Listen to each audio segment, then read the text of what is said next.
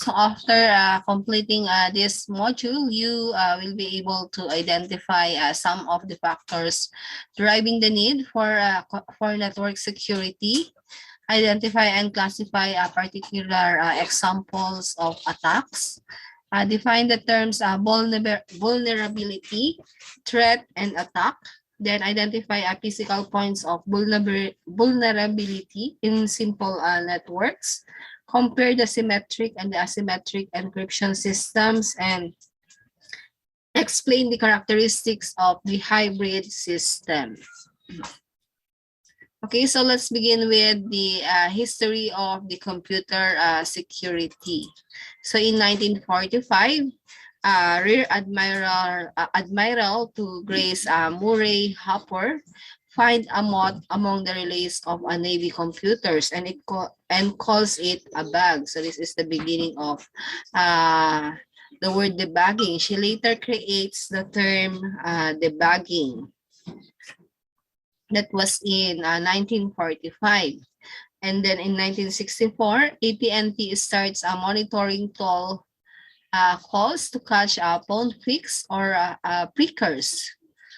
Phone phreaks, other term for that is the phreakers, who obtain free phone calls by the use of tone-producing blue boxes. So the monitoring ends in 1970, resulting in 200 convictions. So that was the beginning of some issues in computer security. Then in 1972, John Draper, also known as Captain Crunch, discovers that free phone calls can be made with the use of a blue box and a plastic toy whistle that comes in Captain Crunch cereal boxes. Then the whistle duplicates 2,600 Hz tone to unlock the AT&T's phone network. That was in 1972. Then, in 1979, the first computer, or what we call the worm, write once, read many, that is the worm, is created at Xerox Palo Alto Research. So the program is meant to make computers more efficient, but later hackers modify worms into computer virus. So yun yung pala yung objective niya, para maging efficient lang yung computer. But then, naging virus siya that destroys or alter data. So that was in 1979. Then, in 1983, Fred Cohen, a University of Southern California doctoral student, comes up with the term computer virus. So this is the start of the word computer virus. So the first virus, or the PC virus, the brain is created. So yun yung pinakaunang PC virus, the brain. So the brain, however, is not destructive, and the creators included their contact information with it. So nakalagay pa doon yung kung sino yung gumawa. That is the first PC virus, the brain. Then in 1988, a worm is uploaded to ARPANET, or the Advanced Research Projects Agency Networks, to the ancestor of the internet, disabling about 6,000 computers by replicating itself and filling their memory banks. So Robert Morris, who created and unleashed the virus out of boredom, received 3 years probation and a 10,000 penalty. So nag-penalty pa siya ng $10,000. That was in 1988. Then in 1995, the concept, the first Microsoft Word-based virus spreads worldwide using a macro commands. So the virus is spread by opening an infected Word document. So ito naman yung ini-infect niya yung mismong Word file. That was in 1995. And then in 1998, so solar sunrise occurs when hackers take control of over 500 government, military, and private computer systems. So authorities eventually learned that two California teenagers coordinated the attack. So that was in 1998. Solar Sunrise naman yun. And then, in 2000, hackers used computers at the University of California, Santa Barbara to crash the Amazon, Yahoo, and the eBay and other websites by flooding their sites with traffic. So, ito naman yung ginawa nila noong 2000, just to crash the Amazon website, the Yahoo website, and the eBay website. But in 2001, the code red worm causes 2 billion in damage.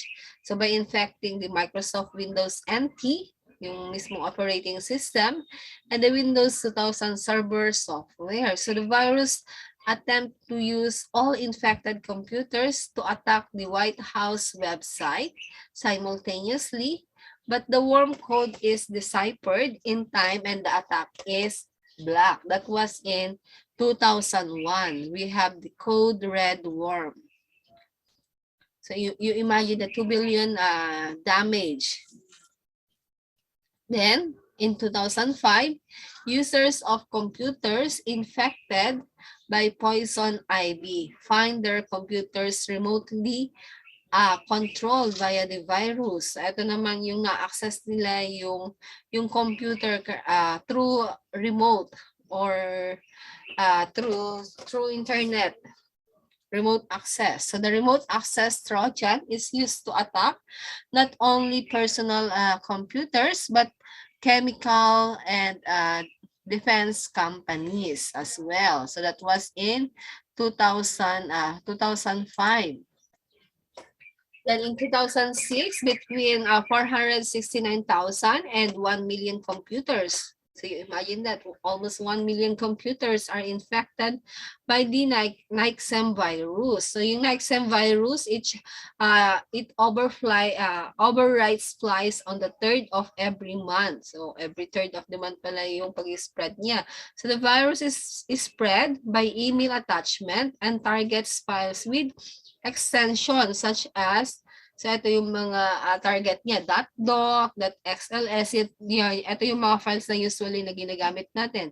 That even a zip file, a PDF file, ayan. So, ganun ka-extreme tong virus na to.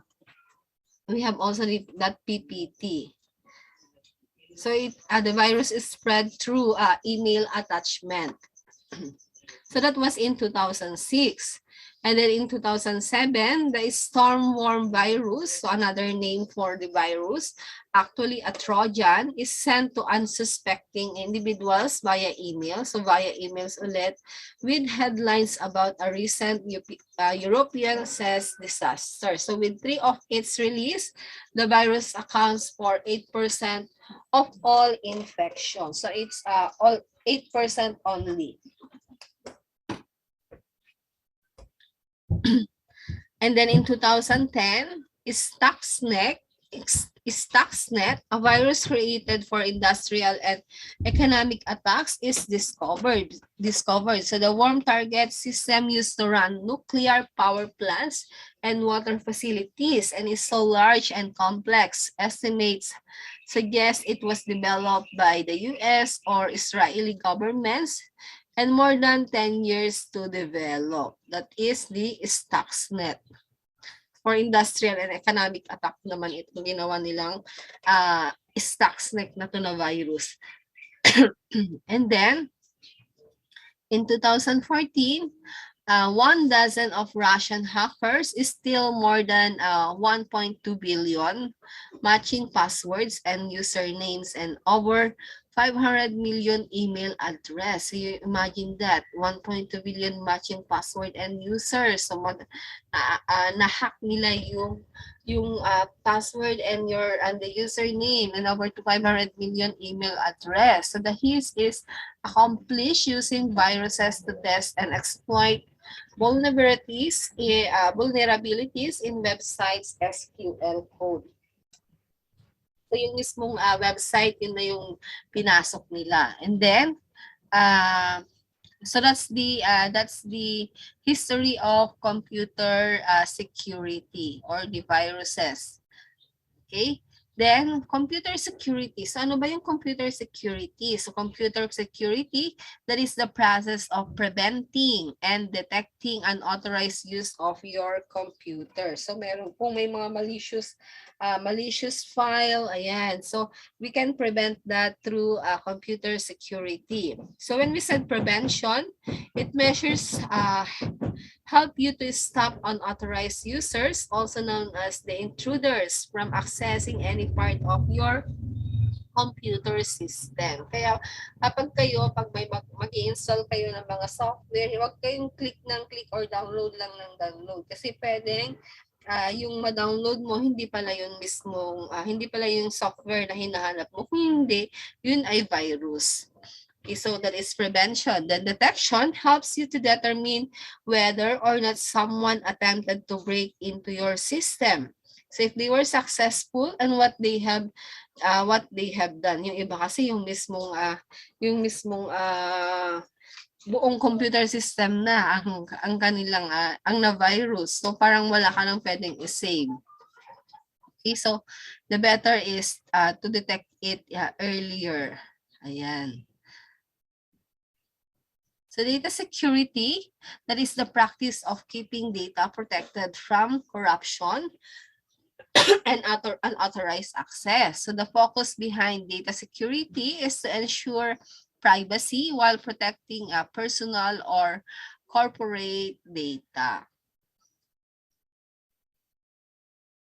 So in an organization, they always make sure that their files are secure by putting a firewall or by allowing only authorized users to access their files. Yeah, so that is data security.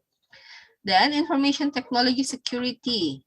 That is the process of protecting computer networks, programs, and data from unintended or unauthorized access or change of destruction. So that is information technology security. So why should I care about computer security? Bakit nga ba kailangan mong maintindihan ito? Okay, so we use computers for everything from banking and investing to shopping and communicating with others through email or chat programs. So you imagine you have a bank account, meron kang online na bank account, and then bigla na lang mawawala yung laman. So, nasa na ang security doon. So, we use computers for everything, for banking. So, even in, for example, sa Shopee sana, bigla na lang na, hindi ka naman nag-order, pero bigla na lang na meron na lang dumating na item. So governments, military, corporations, financial institutions, hospitals, and other businesses collect, process, and store a great deal of confidential information on computers. So lahat ng information mo, once na, for example, nag-create ka ng account sa bank, so ipro-provide mo yung lahat ng yon. So transmit that data across network to other computers. Ayan. So why should you care about computer security? So with the growing volume of sophistication of computer and network attacks. Ayan. So para kailangan pag mag-open ka ng bank account, etong bank ba na to, secured ba siya, hindi ba siya madaling ma-attack o hindi ba siya madaling baka mamaya yung laman ng account ko biglang mawala. Ayan. So you should care about the computer security. Then ongoing attention is required to protect sensitive business and personal information as well as safeguard your national security. So during the Senate hearing in March 2013, The nation's top intelligence officials warned that information technology attacks and digital spying are the top threat to national security, eclipsing terrorism. That was in March 2013. Di ba meron pa nga yung term na phishing? If you, I don't know if you encounter that one, yung parang kinakopy niya, akala mo legit yung website na yon, and then nag-create ka na ng account doon, nilink mo yung account mo, and then bigla na lang nawala yung laman ng bank account. Okay, so you should care about the computer security. Dapat mapagmasid kayo, dapat alam nyo kung legit or hindi yung mga website na ino-open niyo. So who would want to break into my computer at home? So sino ba yung mga gustong mag-attack ng yung computer sa bahay? So we have what we call the intruders. 'Di ba minsan nga kahit nakaupo ka lang diyan, wala ka namang ginagawa, bakit bigla na lang na makikita mo na hindi mo na mapasok yung Facebook account mo. What's the reason? Ano kaya yung reason na 'yon? Kasi napasok na siya ng hackers, ng intruders. Ayan. So intruders, also referred to as the hackers, attackers, or crackers, may not care about your identity. So wala siyang pakialam kung sino ka. Yan. Ang gusto lang niya is i-attack niya yung account mo. So they want to gain control of your computer so they can use it to launch attacks on other computer systems. So that is possible kasi. Meron kasing, kunwari, hindi mo alam na yung software na yun, pwede pala niyang mapasok, ma-access yung computer mo. So you should be careful. Then having control of your computer gives them the ability to hide their true location as they launch attacks.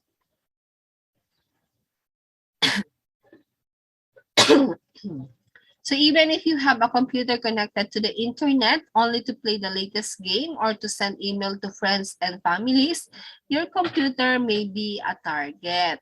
Ayan. So, pwedeng maging target yun kahit ginagamit mo lang yung computer mo through playing, through sending email, through Facebook.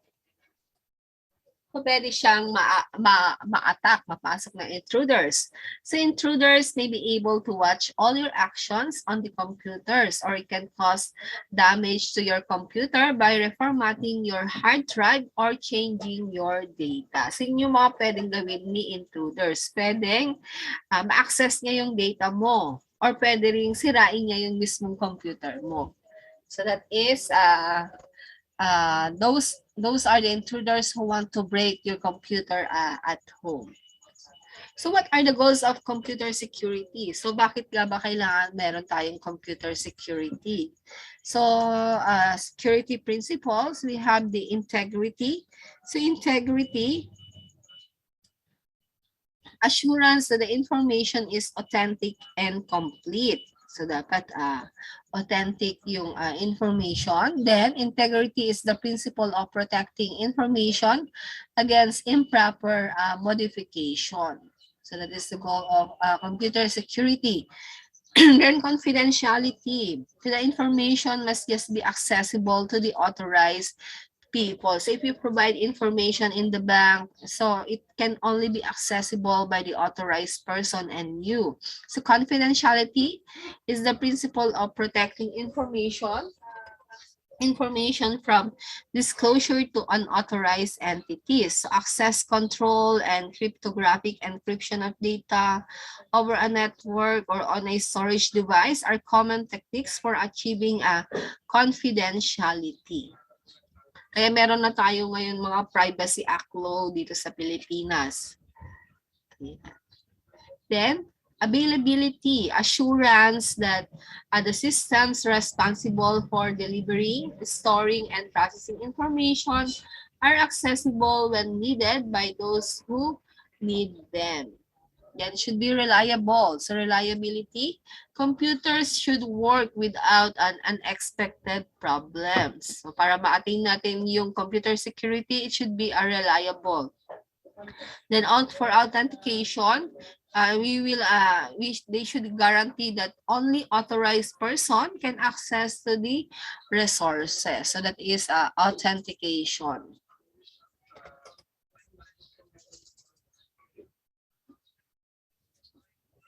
So computer security concept, we have the passive attack. So ano ba yung passive attack?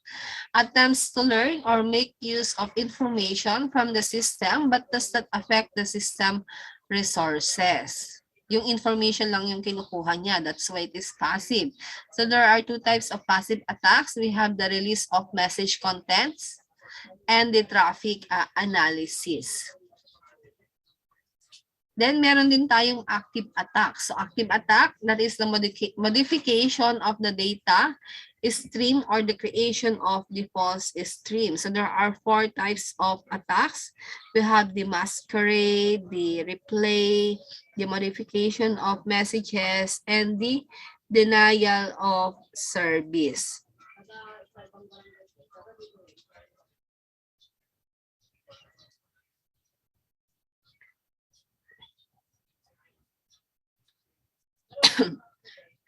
So, yun yung active. Okay, then,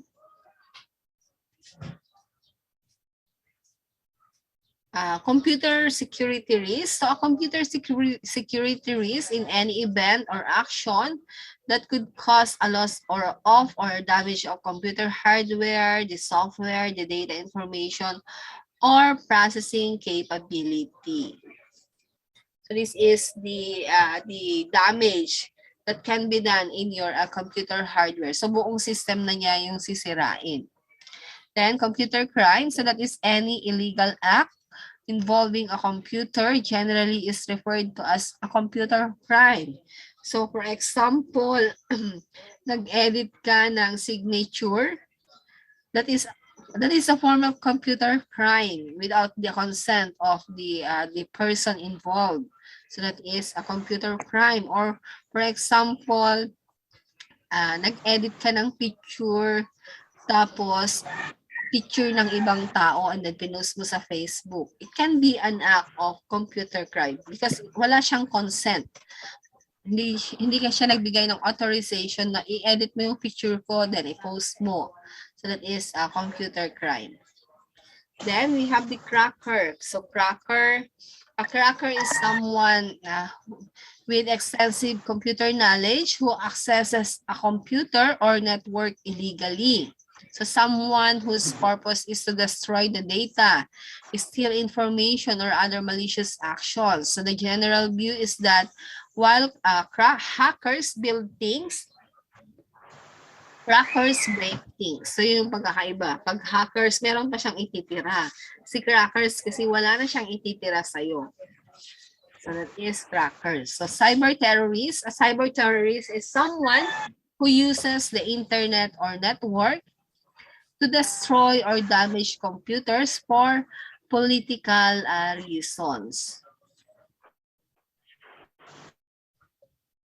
So ito naman yung cyber terrorist. Ito naman yung mga binabayaran nila na nag-a-attack ng mga politicians. So cyber terrorist ang tawag sa kanila. Binabayaran sila para manira ng mga politicians or mag-comment lang ng kahit ano ng against doon sa mismong politicians. So, cyber terrorist ang tawag sa kanila. Then, a rootkit is a program that hides in a computer and allows someone from a remote location to take control of the computer. So, rootkit ang tawag doon. For example, install mo tong rootkit na to. So, yung attacker, pwede niyang ma-access. So, kung meron kang mga sensitive files doon sa computer mo, pwede niyang makuha yung files na yun at pwede ka na niyang i-block or gawin niya yun para makakuha siya ng pera sa'yo. So that is rootkit. Okay, we have different types of security. We have the security for the network, the system and the software security, and the security physical security. So for the network security, it refers to any activities designed to protect your network. Specifically, these activities protect the usability, the reliability, the integrity, and the safety of your network and your data. So that is a network security. So effective network security targets a variety of threats and stops them from entering or spreading on your network. Then we have also the physical security. It's the protection of personal hardware or protection of personnel, the hardware programs, the networks, and the data from physical circumstances and events that could cause serious losses of or damage of data. So this includes protection from fire, from the natural disasters, the burglary, the theft, vandalism, and terrorism. So this is the physical damage to your data or to your computer. Then we have also the hackers. So hackers, so in the computer security context, a hacker is someone who seeks and exploits weaknesses in computer system or computer network. So hackers is a clever programmer. So hackers may be motivated by a multitude of reasons such as profit protest, challenge, or enjoyment. So that is a hacker. So meron pa naman siyang ititira. Well, ayan. So we have different types of hacker. We have the white hat hacker. So white hat hacker, the term white hat hacker refers to an ethical computer hacker. So ethical pa rin daw siya na hacker or professional hacker or a computer security expert who is specialized in hack testing to ensure the security of an organization's information system. So white hat hacker yon kasi ang purpose niya is para matest lang yung mismong system ng organization kung madali ba siyang mapasok ng hacker, ng ibang hacker. So ang tawag doon is white hat hacker. It breaks security for non-malicious reasons, perhaps to test their own security system only. Kaya siya white hat. Parang white lies, just like that. And then we have the black hat hacker. So black hat hacker, known as the crackers or dark side hackers, someone violating computers or internet security maliciously or for illegal personal gain. So black hat naman yun, for personal or for illegal gain. Then we have the gray hat hacker. It's a combination of black hat and a white hat hacker. So pwedeng maganda yung purpose niya pero meron din siyang personal gain. So that is a gray hat hacker. Okay, so let's proceed with the top 10 cybercrime prevention tips. To avoid cybercrime, use a strong password. So use different password or use different ID, password combination for different accounts and avoid writing them down. So para maiwasan daw na ma-hack yung mga account. Make the password more complicated by combining letters, numbers, special characters, and change them on a regular basis. Ayan. So para maiwasan ang hack. Then secure your computer. So always activate your firewall. Firewalls are the first line of cyber defense.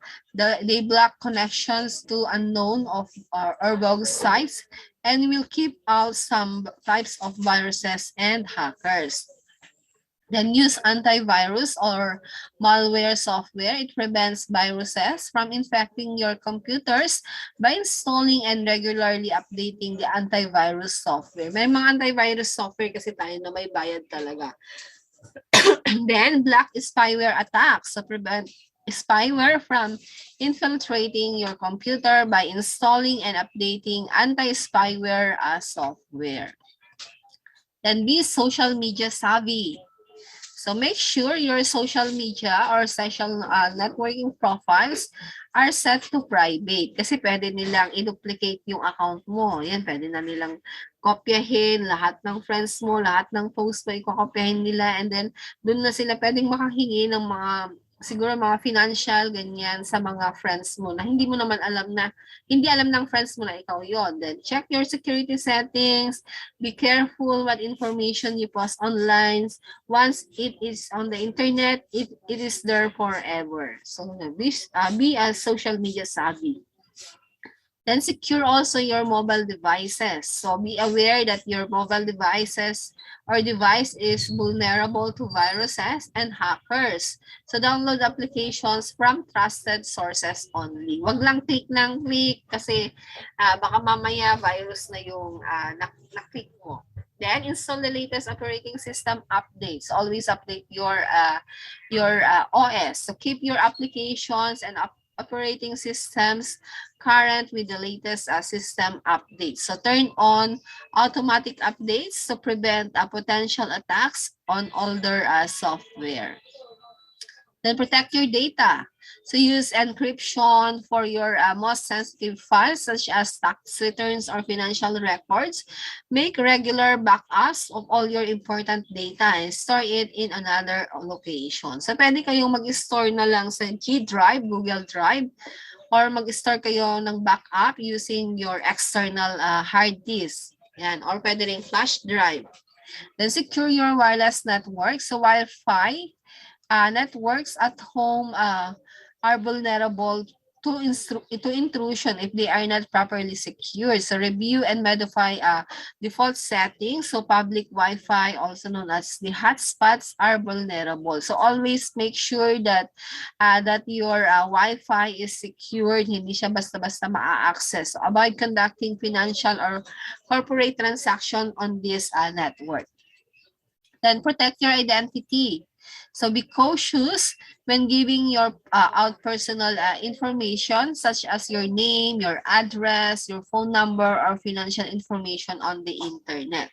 Make sure that websites are secure. Meron kasi yung magpifill up ka tapos biglang may tatawag, sa akin nangyari mismo yun, may tumatawag na foreigner pero yung number niya is dito sa Pilipinas. Ang ginagawa ko, hindi ko na siya na-entertain, kinakancel ko na lang yung call. Kasi maybe they are scammer, baka humingi sila ng bank account information or what.